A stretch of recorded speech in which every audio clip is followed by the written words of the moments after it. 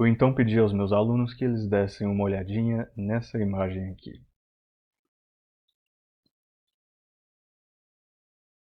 E ela representa, segundo pesquisas demográficas sobre o cristianismo global, o cristão comum. O cristão comum é uma mulher, para começar, então a cristã comum. E de forma mais específica, é uma pessoa de classe baixa, provavelmente solteira, às vezes viúva, às vezes abandonada, de pele escura. Ela então, essa mulher aqui, é um representante, né, a face, aí o rosto do cristianismo mundial. Ela então é nossa representante, a nossa, de certa forma, imagem diante do mundo. Minha pergunta então aos meus alunos foi: e aí, a igreja cristã em geral, historicamente, fez um bom trabalho de discipular mulheres em geral, e essa demografia que eu acabei de mencionar em particular? Então, eu criei um grupo de discussão e os alunos deram as opiniões deles. O que você acha? Você acha que, em geral, historicamente, essa demografia foi bem cuidada e bem discipulada? Então, eu também trouxe um testemunho. E o testemunho vem de uma biblista, uma erudita aí do Novo Testamento, no caso, professora agora, né, uma doutora e professora recém-contratada em uma universidade. O nome dela é a doutora Seal.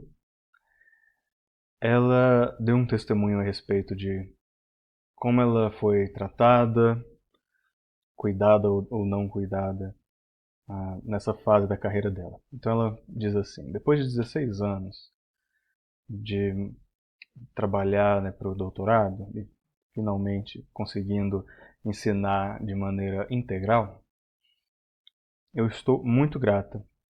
Eu amo meu trabalho, eu amo a minha instituição, eu considero que é um lugar que me apoia bastante.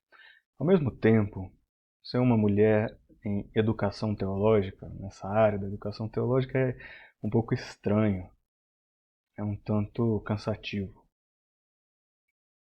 Comumente, são as perguntas que ficam rodando aí na minha cabeça, coisas pequenas que acumulam. Uma das coisas é: poxa, será que o aluno ou a aluna me deu essa nota? Porque os alunos costumam, né, fazer uma avaliação. Será que essa avaliação desse aluno aconteceu assim porque estatisticamente as minhas notas vão ser mais baixas do que a dos meus colegas homens? Se tudo fosse igual, estatisticamente isso acontece. Então, será que foi fruto disso? E será que eu estou sendo chamada a ensinar isso porque alguém acha que a minha voz ou a minha erudição é importante, ou simplesmente porque eles precisam de uma mulher nesse cargo? E isso, né, é uma espada de dois gumes, porque precisamos sim de mulheres para fazer essas coisas, ela diz. Então, quando eu estou bem sabendo que eu sou um pouquinho, digamos assim, usada como estereótipo, será que isso é ruim? Porque eu estou fazendo isso pelas mulheres que vêm depois de mim? E quando eu digo: eu não consigo, desculpa, eu vou ter que recusar essa oferta. E no caso eu recuso, será que é porque eu simplesmente, quando eu recuso por conta de falta de tempo, porque eu preciso colocar limites e me cuidar, ah, será que eles vão interpretar isso como um estereótipo de mulher ocupada, que tem muitas outras coisas envolvidas e tudo? Enfim. Outra coisa é, os alunos me perguntam como devem me chamar, né, doutora, senhorita, tudo mais. E ela diz: eu na verdade gosto que eles perguntem, porque Alguns anos atrás seria comum os alunos simplesmente usar o título de doutor, o professor, para os professores homens e não usar os títulos para as mulheres. E hoje eles pelo menos perguntam, então é um progresso, então eu gosto. Mas ao mesmo tempo eu sei que um homem pode simplesmente entrar em uma sala de aula e ter um tipo de respeito simplesmente por ser homem. E que por conta desse combo da minha idade, porque eu sou jovem, e o meu gênero, eu não tenho esse tipo de respeito automático. Então eu sinto que eu devo pedir para que eles usem o meu título de doutora, professora, mesmo quando alguns dos meus colegas homens pedem para serem chamados pelo primeiro nome. Então, será que ao pedir que eles usem o meu honorífico, né? Será que eles acham que eu sou convencida? E que é outra coisa que fica na minha cabeça. Então, a escola tem uma política, né?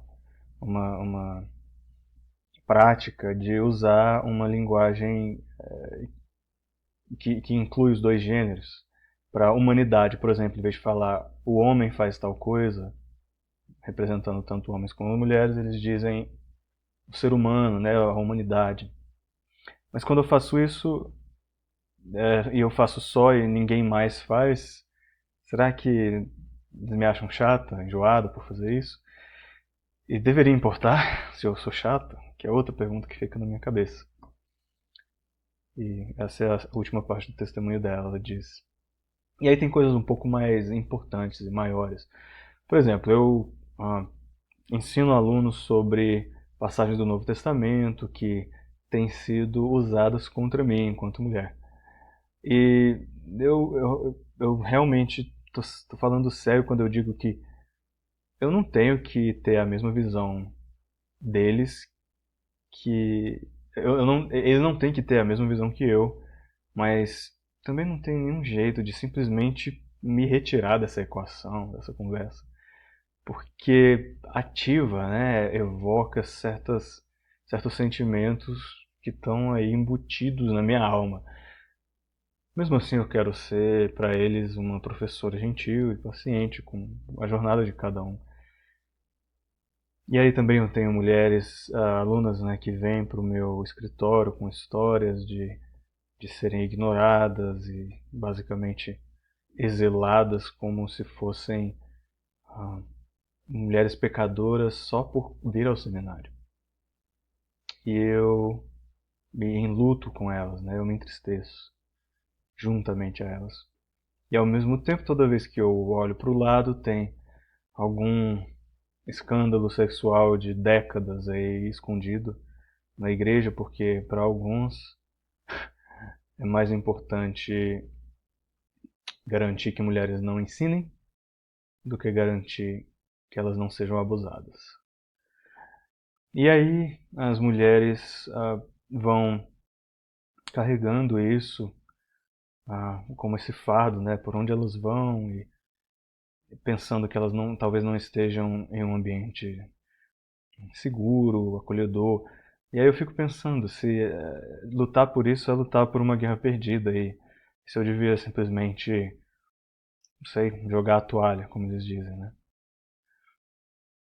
Ou às vezes um outro pastor famoso escreve alguma outra coisa sobre como mulheres não deveriam ser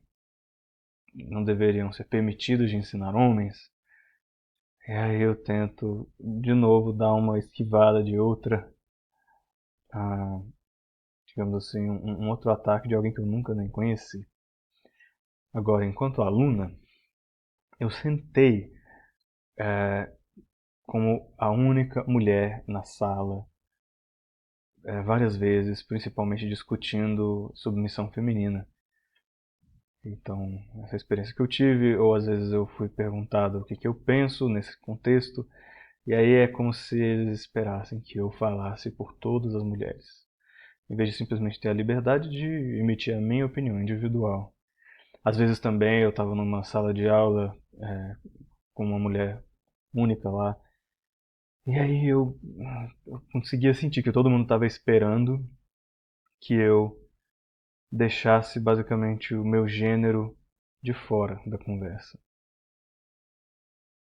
E simplesmente que eu fosse uma erudita, uma estudiosa acadêmica objetiva. Eu fico pensando o que significa eu simplesmente aparecer verdadeiramente como eu, holisticamente e sem ter que pedir desculpas. Eu ainda não sei o que isso significa ou como que isso se manifesta, mas me parece importante dizer isso, né, para todo mundo ouvir. A gente carrega coisas, fardos, tudo isso precisa de energia, né? Precisa de energia para simplesmente aparecer, para simplesmente participar da conversa com todas essas perguntas hum, desconfortáveis. Enfim, ela termina o testemunho dizendo: olha, aquele abraço, né, para aquelas mulheres que são que conseguiram se graduar, que conseguiram fazer uma pós-graduação, um doutorado, que são professoras, por favor, mantenha elas em mente. E, sim, mantenha em mente que eu não posso simplesmente, agora que eu dei esse testemunho, porque ela colocou isso no Facebook público. Então foi como se fosse uma carta aberta, por isso que eu estou colocando o testemunho dela aqui. Então eu não posso agora, depois de dar esse testemunho, começar a entrar em debate sobre papéis femininos, papéis masculinos. E não dá para ficar fazendo isso no Facebook ou na mídia social. Então, por favor, confie em mim, eu estudei sobre isso. E as conclusões às quais eu cheguei são embasadas em muito estudo. Fim. Então esse é o testemunho de uma acadêmica na área de estudos bíblicos. E eu trouxe isso como resposta de uma acadêmica, é como uma pessoa responderia a essa minha pergunta. Pelo menos parcialmente, né? Porque parcialmente eu perguntei, olha, historicamente a igreja fez um bom trabalho em discipular mulheres, em geral? Então essa é a parte da pergunta que a doutora Seal respondeu. E aí eu também falei de outra demografia, que no caso também é de minorias, e de mães e tudo mais, que não é o caso dela. Então, voltando aí à demografia comum do cristianismo, eu acho importante a gente entrar em um assunto que é discipulado e direitos autorais. Então vamos falar um pouco disso. Existe uma filosofia de propriedade intelectual muito comum no mundo do comércio global, muito comum principalmente no mundo ocidental, e que é esse pressuposto de que quando você cria uma determinada obra, escreve alguma coisa, produz algum tipo de mídia, você automaticamente tem todos os direitos reservados sobre aquilo. Que pessoas devem, né, não só pedir permissão, mas atribuir a sua obra, pelo menos te compensar financeiramente por aquela obra. E que aquilo não é um domínio público. Uma vez que você coloca em público, aquilo não quer dizer que aquilo é um domínio público, aquilo ainda é só seu. E, bom, essa história, né, do discipulado e da lei de direitos autorais é uma cultura, é uma prática cultural que presume que ao limitar a oferta de um serviço, nós vamos aumentar a demanda desse serviço e, portanto, aumentar o valor desse próprio serviço. E então, um, ganhar certo reconhecimento por ele. É uma mentalidade que a originalidade e querer todos os direitos e todo o crédito por determinada coisa é algo ao qual a gente deve se ater, como se uma ideia pudesse ser classificada como original. Como que a gente classifica uma ideia como original, né? Já parou para pensar na filosofia por trás disso? Existem ideias originais? Enfim.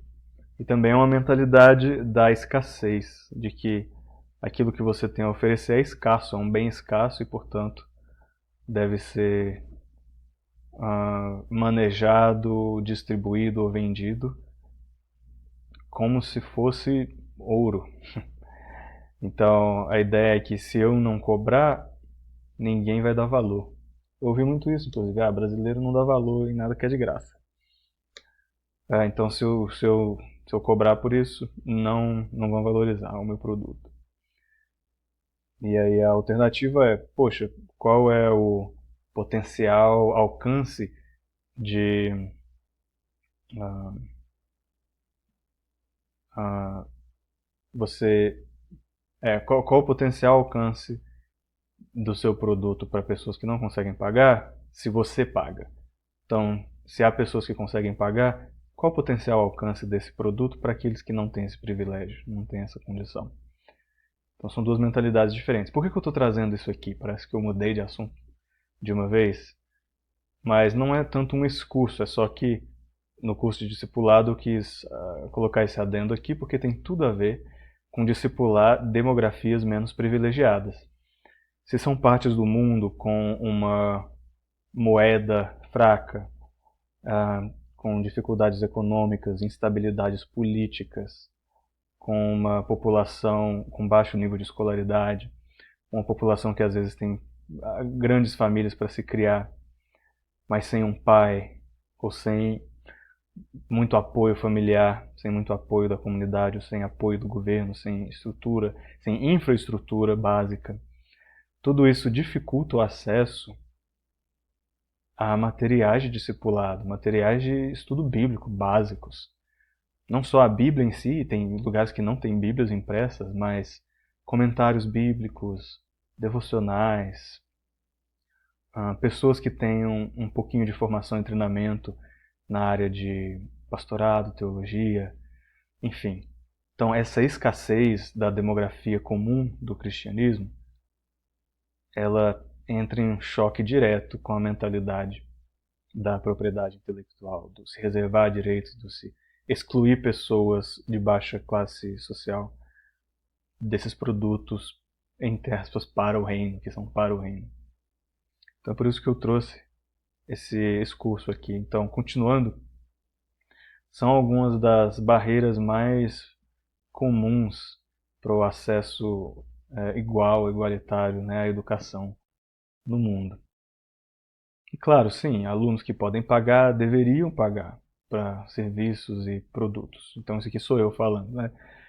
Quem pode pagar deveria pagar. É uma honra você usar os seus recursos para investir e fazer com que aquele produtor ou aquela empresa consiga se manter e até, quem sabe, se expandir. Mas se você é um professor, e aí é o meu chamado a você, aluno e professor, educador da sua escola dominical, das suas crianças, escritor de livros e produtor de vídeos e de materiais cristãos. Então, se você é um professor, alguém da área acadêmica, alguém da área administrativa de uma escola, e que pode produzir conteúdo que não é escasso, é um conteúdo que é um Ctrl-C, Ctrl-V, que você pode reproduzir infinitas vezes, é um conteúdo digital, altamente reproduzível, com baixíssimos custos, às vezes custo nenhum. Se você tem esse tipo de capacidade e poder, simplesmente clicar um botão e deixar algo de acesso aberto, eu convido você a se perguntar. Faça essa pergunta no seu coração. Quem é que você de fato está ajudando ao limitar o acesso ao seu produto simplesmente àqueles que podem comprá-lo? Quem é que você está ajudando? E se você trabalha em troca de compensação financeira, você busca essa compensação por conta da sua propriedade intelectual ou você busca compensação pelo seu tempo? E qual é a diferença? Nosso tempo é escasso. O nosso tempo não volta, é um recurso finito, não é reproduzível. Eu não posso apertar um botão e de repente ter 10 vezes mais horas no meu dia. Mas muita coisa que eu produzo é digital. E a propriedade intelectual, tá, dizem pessoas que são, mas ela é altamente reproduzível, ela não é escassa. Então eu coloquei isso aqui para os alunos discutirem. E então eu mostrei a eles alguns recursos, tem vários livros a respeito dessa discussão, é um debate acadêmico, é um debate na área da ética cristã, na área da missiologia, na área das finanças bíblicas. Então eu trouxe esse debate e coloquei, olha, tem um site que chama Copy.Church, criado por um missionário da Wycliffe, um tradutor, um consultor de tradução para povos na região do México. E ele e a esposa dele têm materiais de absoluta qualidade. É uma qualidade maravilhosa, melhor do que a de muito produto pago por aí. Tudo que eles fazem é em domínio público, ou amplamente distribuído. Eles não cobram pelos produtos que eles colocam no ar. E eu fiquei muito inspirado por essa abordagem deles. Enfim, chama então copy.church, eu recomendo você olhar, você pode simplesmente traduzir. Se você está usando o Chrome, por exemplo, apertei em traduzir aqui no Chrome para o português, consegui traduzir. E aí esse site tem recursos muito, muito bons, eu nem preciso ficar aqui mastigando isso. Mas eles têm alguns quizzes que ajudam a gente a refletir no nosso coração se eu estou sendo generoso com os meus recursos. Eles perguntam, você espera pagamento por aquilo que você produz? Sim ou não? Sim, mas os lucros retornam ao ministério. Você está usando uma licença pública e aí tem todas as formas atuais, pelo menos nos Estados Unidos, de licenciamento de produtos.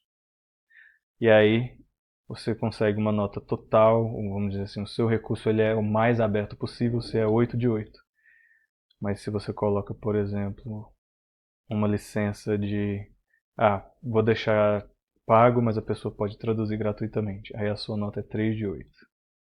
Ou se simplesmente a sua licença é All Rights Reserved, né, todos os direitos autorais, todos os direitos reservados, sua nota é 2 de 8.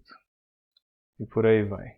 Então eu recomendo que vocês deem uma olhada nesse site e deem uma olhada nesse quiz aqui, que é initiatives/quiz, e que mostra como todo mundo acaba cometendo, não vou dizer crimes, né, mas infrações legais, simplesmente por usar uma tradução bíblica. Olha só, isso aqui são as bíblias no inglês. E todos no português, até onde eu sei, seguem a mesma lógica, ou praticamente todas. Pergunta então é a seguinte.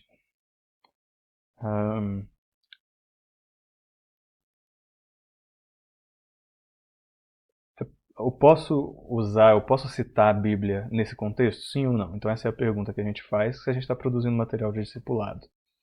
Então beleza, olha as regras. Você, em geral, não pode citar mais de 500 versos de qualquer Bíblia, em português, em inglês, em espanhol.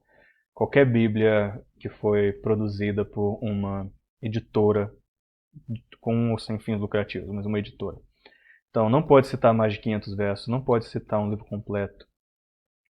E você não pode ter mais de um quarto do conteúdo formado de citações. Então, por exemplo, você pode fotocopiar toda a sua Bíblia? Você pode tirar uma cópia da Almeida Revista Atualizada, da NVI? Você pode fazer isso? Em geral, a resposta é não. Então, para começar, a Bíblia já não é reproduzível. Não nesse meio, por exemplo. Você pode criar um estudo bíblico que seja uma página com uma passagem e só algumas perguntinhas para discussão? Sim ou não? Muita gente faz isso para discipular os seus grupinhos, né? E aí, você pode? Uma página com uma passagem e algumas perguntas? Posso, não? Não, você não pode fazer isso. Por causa da regra do 1/4. Você pode transmitir ao vivo um culto religioso quando o sermão é sobre Filemon? Ou seja, você leu a carta toda de Filemon e aí pregou em Filemon. Você pode transmitir ao vivo um culto assim? Não, porque viola a regra de não poder citar um livro completo. e escrever um comentário sobre Mateus, a primeira metade desse livro. Você pode fazer isso? Não pode. Imprimir 3 João, que é uma página só, um capítulo bem pequenininho, para você ler com seu pequeno grupo e aí você fazer, né, uns destaques e tal, uns highlights. Pode fazer isso? De novo, não se pode citar livros completos por conta das restrições legais de direitos autorais. Gente, mas imprimir então 3 João ou João 3 para um pequeno grupo? Também não, porque o conteúdo total passou do limite que você pode usar. Gente, mas gravar algumas passagens para uma pessoa cega ouvir. Você pode gravar passagens da Bíblia para alguém cego ouvir? Não pode, porque você produziu um conteúdo com mais de 1/4 de citações. Filmar uma escola dominical, representando Jonas, e aí você usa a escritura narrando no background. Não pode. Compartilhar um versículo na rede social, meu Deus do céu. O versículo que me abençoou hoje. Não pode. É um uso ilegal da Bíblia que você está usando, da versão que você está usando. Escrever um artigo que tem uma passagem? Ufa, um artigo pode.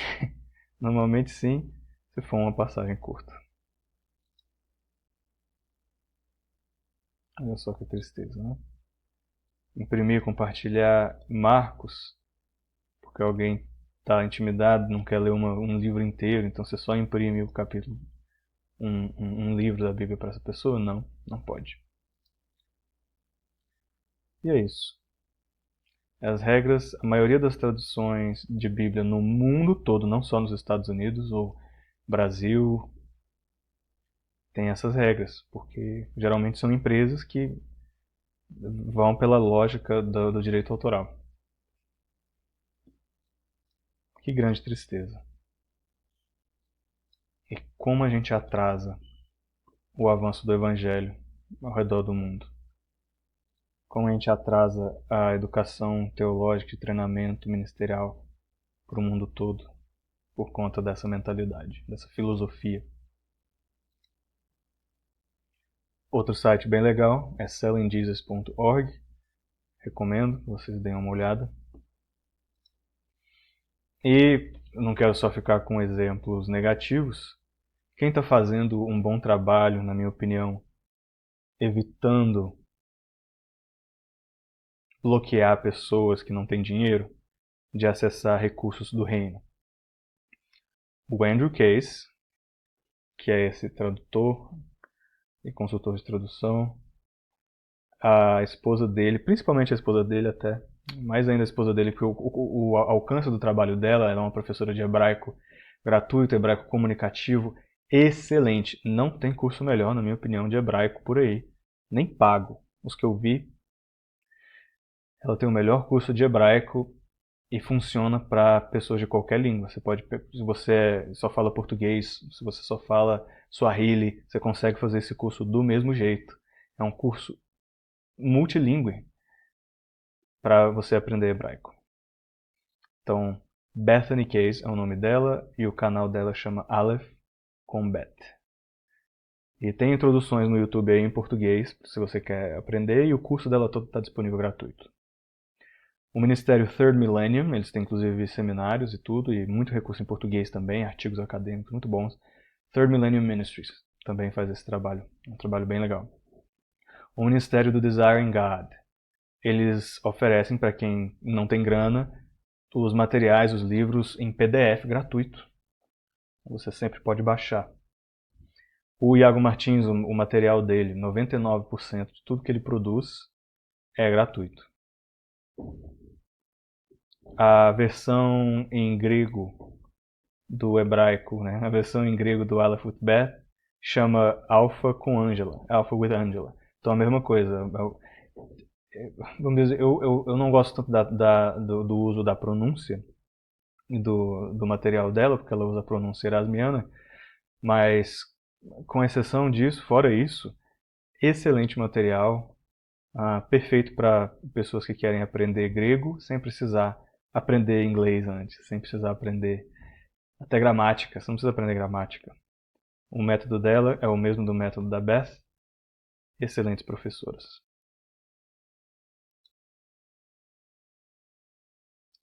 E é isso. Só de eu colocar esse slide aqui eu estou fazendo algo ilegal. Então é bom a gente manter isso em mente.